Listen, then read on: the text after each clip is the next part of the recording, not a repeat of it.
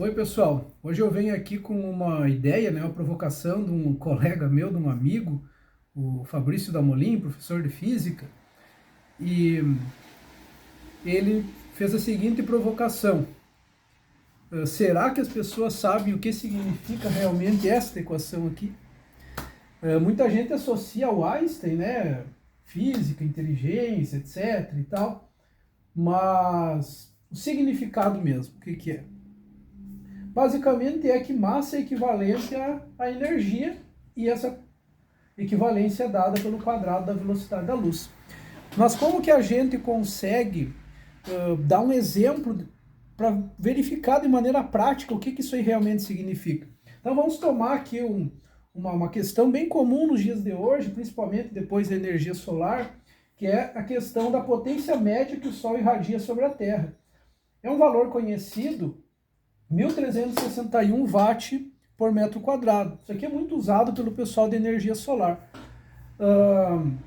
E daí o que que tem? Qual que é a potência do Sol a partir disso?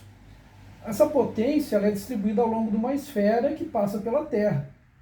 Então, multiplicando aqui a superfície da esfera do Sol até a Terra, pela irradiância média, nós vamos ter essa potência aqui do Sol. Então, é uma incrível potência de 3,83 vezes 10 na 26 watts. Isso é um número com 26 zeros, é uma coisa completamente gigantesca. Mas como que a gente consegue explicar isso e compreender a partir da famosa equação de Einstein? É o seguinte: a energia que o Sol irradia é decorrente da massa que ele diminui. Por quê? Porque dentro dele ocorrem reações de fusão nuclear.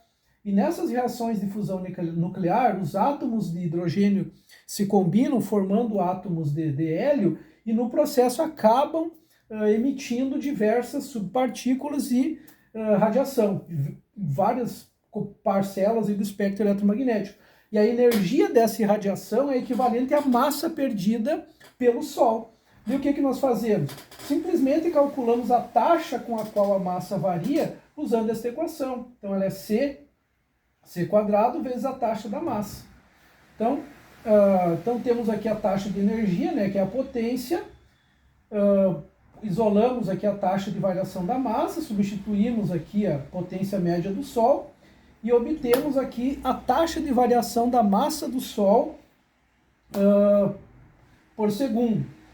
4,253 vezes 10 na 9 kg por segundo. O que, que é isso? 4 bilhões, pouquinho mais de 4 bilhões de quilogramas por segundo de massa o Sol acaba perdendo. Então é uma quantidade gigantesca, mas como que podemos ter uma noção física disso? Então eu fiz aqui uma comparação. A massa do Sol é cerca de 2 vezes 10 na 30 quilogramas. Para a gente ter uma noção de comparação, a massa da Lua, cerca de 7 vezes 10 na 22 quilogramas. E daí tem uma provocação aqui feita pelo Fabrício.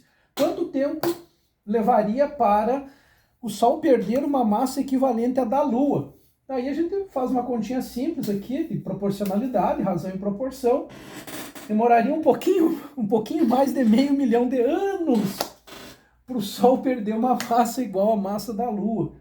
Então, apesar de ser um número gigantesco do ponto de vista absoluto, quando a gente compara com quantidades astronômicas, é uma massa até pequena, né, comparada com a do Sol, e o tempo necessário para esse decaimento ocorrer é muito pequeno.